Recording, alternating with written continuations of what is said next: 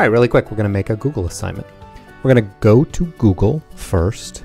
Now I'm going to make sure that I'm signed in with my teacher account. You can see I clicked and I checked and I'm signed in on my Gmail. So I go over to People and I switch to my teacher account. And then I can check there on the little circle and I make sure there's my teacher email. I'm in the right place. So now I've got the right Google account open. I'm going to click on the waffle and select Docs. Then I'm going to open a blank document. There are templates, but for this I just want a blank document. All right, now that we have our untitled document, let's look at a couple ways to make a really quick worksheet using screenshots. So I have over here in Adobe Preview the workbook open, and I'm going to do a worksheet on pronouns. So let's look at this page. This is the overview graphic that they've created on pronouns. And I want to use this. I don't want to have to create my own. That's going to take a lot of time. So if I use their graphic, nice and simple and easy to set up, and I'm just going to screenshot it. On a Mac, it's Shift Command 4.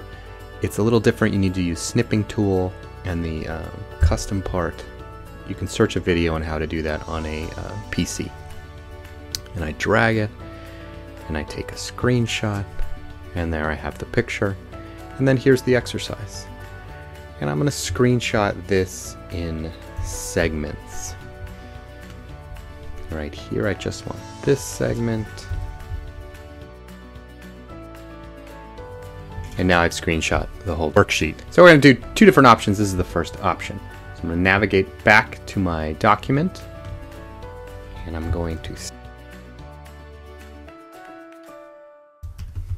Now I'm going to insert it. There's two ways you can insert it. I can insert up here, insert image, upload from my computer. Oh, I spelled exercises wrong. And what was the last? I want to be able to see. So you can see there's an issue in that my screenshots does say screenshot, so I'm not sure if I change it to image I can do it. And then the next one I'll show you how you can just drag them in. Check my spelling, and there's my picture right there. They've got, I've just recreated the workbook. I want to make sure they know. Watch out when you highlight this. I'm going to give this a border over here. When you highlight this, it's very easy to erase it, so you want to make sure and click to the right of it. You get the cursor and then hit enter.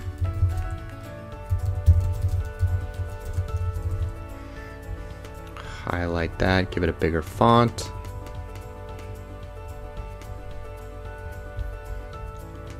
Then I'm going to insert a page break. Okay.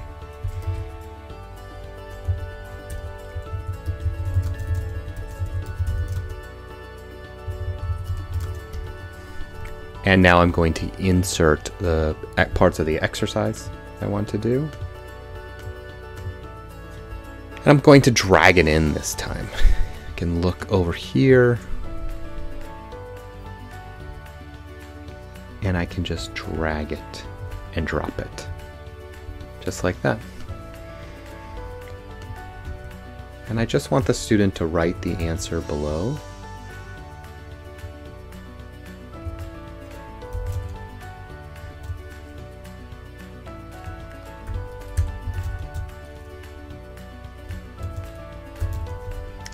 Maybe I'll put the first one here so they see. They might be a little confused that they have to write in the dash and it's not there, but they'll get used to it. You just norm it. You do this several times and the students will get used to how to type it. No matter what you use the first time, they will be confused. Let's insert another one, drag it right in there.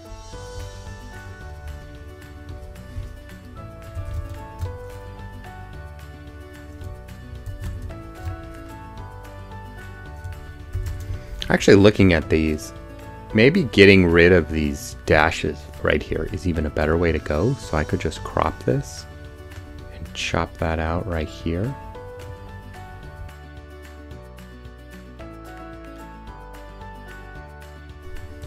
Oops, I wanted to underline that.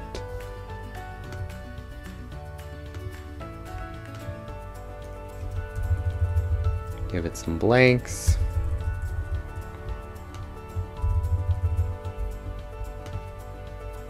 again, I'm going to crop. Crop is this one right here.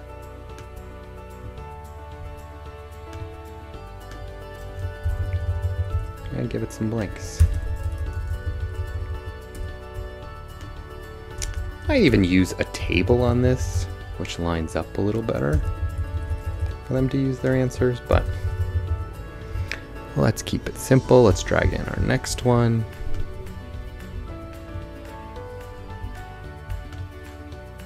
Let's crop it one more time.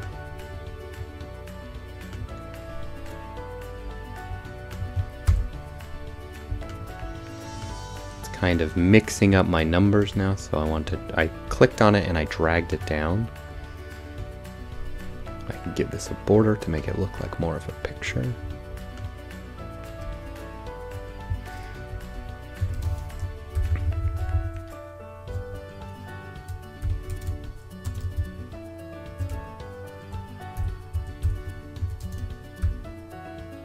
And there we go, I've recreated the workbook. Do I want a border on this one? Why not? What did I do, 3? Not using ink, what does it matter? Use as much space as you want. Use as thick font as you want. And there you go, I've recreated the worksheet. And the student can type right there. All right, let's look at another way. So if I want to add to this worksheet,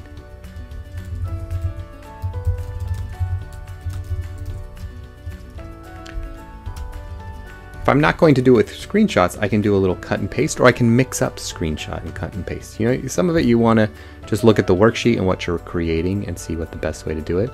In this case, screenshotting all this down here from the 1 to 35 would be problematic. But I want this graphic. I don't want to have to recreate that. That's going to take me a long time. So I'm going to screenshot the graphic. And then I'm going to just copy this. I'm a little worried it's not going to, the columns aren't going to come out, so I'm going to highlight by column and just do that. And I think for the sake of this worksheet, I will just create one column. So I want to drag in the screenshot first for my next practice. There it is. I can click on it and I can adjust it and make it bigger if I want. And then I can add a border.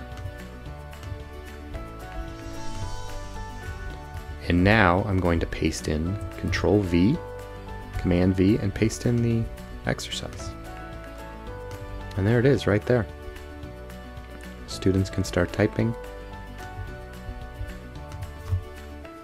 I wonder how it would look as the column. Let's see how it would look if I did the all 3 columns.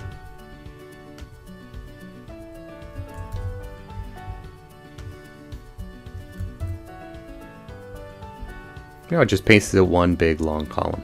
And that's not a bad way to go either. That didn't take very long. I could spend time organizing it and doing that, but I don't want to do that. I just want this worksheet done as quick as possible. I think I missed directions. Navigate back to my... Yeah, they don't really have any directions, so I might want to add that.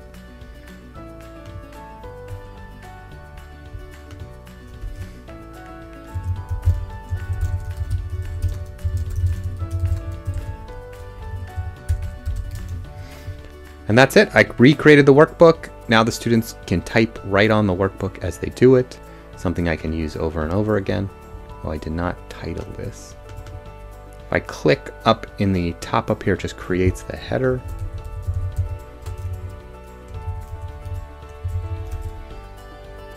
If I highlight this and then click in the title box up there, it did not work. It takes the first line outside of the header up here. That's why.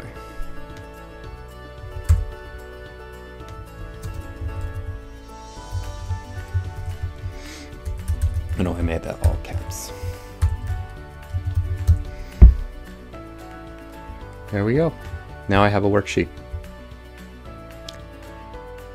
All right, the last most important step is we have to change the share settings. We go into the top right corner, into that blue button you can see on share. It's locked right now, has a little lock. If I hover over, it says private only to me. We're going to click on that, and it will open our choices. And down here at the very bottom, in blue, it says change link to LAUSD. That's where we're going to click. And then we have our choices right here, and we want anyone with this link. I believe this will allow students who are using if it accidentally uses their personal Gmail in the background, it will allow them to access the document. I'm able to do it on my student account, so I believe students can do it too. And that's it. Now it says anyone with the link, and hit done. You can see up here it's changed, and it's public on the web. The whole world can do your worksheet now. All right, now that we got our worksheet completed, let's go make a Google assignment on Schoology. So let's go into our Schoology class. I like to keep a tab open, keep the Google tab open so I can navigate back in case I need to look at the document. And then just open a new tab for Schoology. Go into my test course.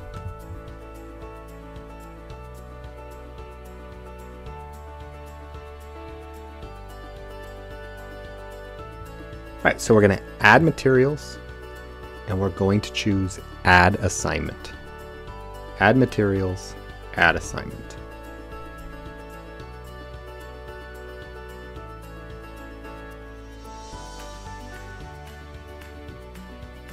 Give your assignment a title. You can put directions down here in this box. You can insert a how-to video. I like to make those directions with a much larger font, so I'm going to choose 18.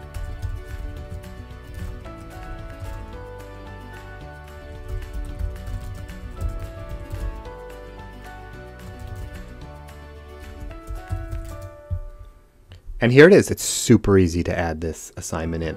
Right down here, we're going to click on Google Drive Assignments. And it's going to link to my Google account. Of course, you want to make sure that your Google account is open in the background, not your personal Gmail. Otherwise, you're going to have to log in right here. And there it is. It's got my Google Drive and everything I've been working on. Normally, if you had just created the document, it would be on top. It's not for me because I'm actually recording this later. So I can just search up here. There's my pronoun worksheet right there. I'm going to click on it, and then I'm going to attach it. And there it is, right there. You can tell right here, this will create a copy of your file for each student. Then I just need to give it a category. Make sure you fill in with everything with the asterisk. So category, I'm going to choose homework. Everything else with the asterisks, 100 points, I guess I like that. And then create it.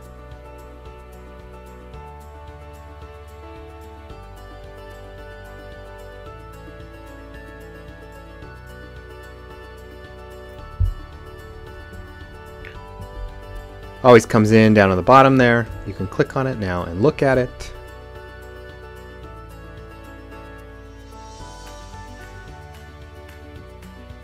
The worksheet is right here. If I click that, that'll just link and open it up and I can take a look at it.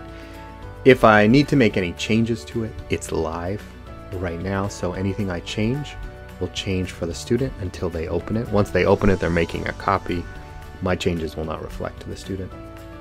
But I could jump back here and change a font or something. And then click on this. And it will change to the student as well. You can see the larger font right there. That's it. Very easy way to give your student a worksheet.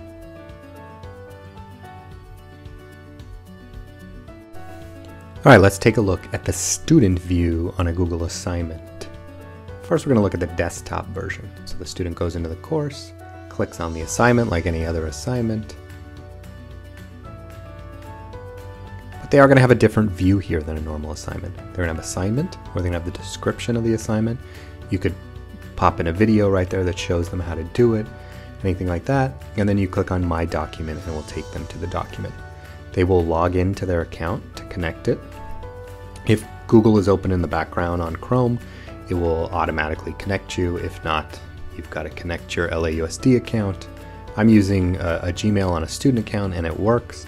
So there's a good chance a student's Gmail would work too. Allow. I think I just gave them my firstborn, which is fine because he's crazy. All right, and here's the student view. So first opens for a student inside Schoology. Inside Schoology, they still have access to all the word processing elements, font, size, colors, all that, but they're working in Schoology. So they can submit the assignment right here, type right here, and do all of that right inside here. And you can see I'm going to type on the document and put my answers right in there.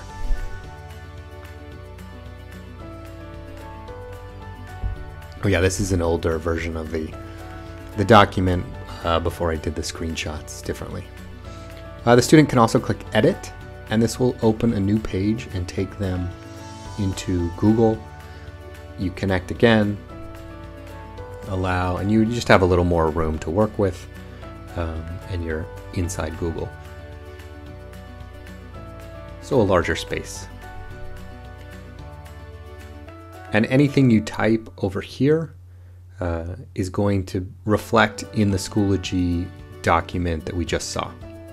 Just automatically connect. So if I jump back over to Schoology, I can see whatever I typed there also typed in here as well. And as a teacher, you actually do have a copy of this that you could see in your drive. No reason you would do that, but you could see their changes live as well because you are connected to the student. Student clicks Submit Assignment. Yes, submit. They have to be in Schoology to submit it. Click the Done, and they're done. And as soon as they've submitted it, they're now in this suggesting mode. They can't make changes. They can type on the document, but it only comes as suggestions to the teacher until the teacher has corrected it. So in order for them to type anything, the teacher has to unsubmit it and send them back to them for any redos. All right, let's take a look at a student view on the phone. They're going to open the Schoology app, click on the assignment, just like any other assignment, and they have a layout, assignment, and document. So you're going to click on My Document, and then it's going to open. You won't actually see the document in this window. You're going to see an icon of a Google Doc as soon as it loads. And you're going to click on that blue icon. Then it's going to prompt the student to open in the app. And the student does need to have the app on their phone. You connect your LAUSD account, and then it will open in the app. There's a how-to video for students on how to download the app and connect their account to it. You click on a little pencil down on the right, and then you can start typing. I really love this app. I think it's a great app for typing on the phone, very easy. I use it myself all the time for typing on the phone, for notes and just full documents. So if a student only has access to a phone, Schoology and a Google assignment is a great assignment that you can give them that allows them really a lot of typing capabilities still on a phone. A PDF, it's just much more difficult. You can use the typing within Schoology, but it's just not as robust as the Google Docs. Now they have to navigate back to Schoology in order to turn it in, and then you're going to click Submit Assignment in Schoology. And it already knows what it's submitting and connects. The student doesn't have to do anything to connect. All they have to do is push Submit, and then it's turned in. All right, let's take a look at the teacher view on the Google assignment. So you can click on the assignment to see who's turned it in. You will see it also in your notification bell up there or in your reminders. This teacher view has a lot of reminders. It's the last one, the most recent one. You can click there to see it, or you can click over on the exact assignment. I'm going to click on the assignment, and it has a little different view than our normal assignment with a PDF worksheet. You have assignment, in progress, and submissions. If I hit in progress, it shows if a student has actually opened the document or not. And then you click submissions, and that's who's actually submitted it and turned it in to you, and it's ready to be graded. And that list on the left, each time you click through it, it will pop up with the student's worksheet. It's a really great, easy layout for correcting. I think probably the best one on Schoology. You can click the open button over here and it will open in Google if you needed more room to work on the document. But this is really plenty of room to type and make notes to the student. So in this case, we got one wrong, number 5, they put it. So I'm going to highlight it and then click the comment box. And this will make a comment to the student. And I can put my comment right here and it will connect to that highlight that I made. So the student will see it highlighted and they will see on the margin of the paper comments. You could also just type right on the document. I believe this is how Josh Ike likes to do it. You know, I would change color to type on the document so the student could differentiate and tell, you know, just like it's the red pen in class. Maybe you want to choose a different color that's not as aggressive as the red. I chose the red. I'm only correcting myself, so. And then I can type right on there and tell them what the answer is, or have them redo it if that's what I was sending it back to them. So 2 different ways to correct on a Google assignment.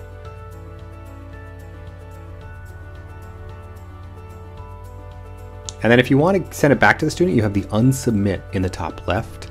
You click on unsubmit and it will send it back to them. It won't give them a notification. You'll have to send them a reminder to go check on it. Now to grade it, in the right, I'm going to click on that grade, that little dash, and it'll pop up the grade window right here. And then I can type my grade right in here that goes right into the grade book and right to the student. And if I want to make a comment, I can put it here. These comments the student isn't notified they get the comment, but they see it when they check the grades right next to their grade. And then I need to make sure I share that with the student. And then click save. And boom, the student now has been notified that it's been corrected. They can look in their grades to see their correction and they can see your comment. Easy as that. That's it.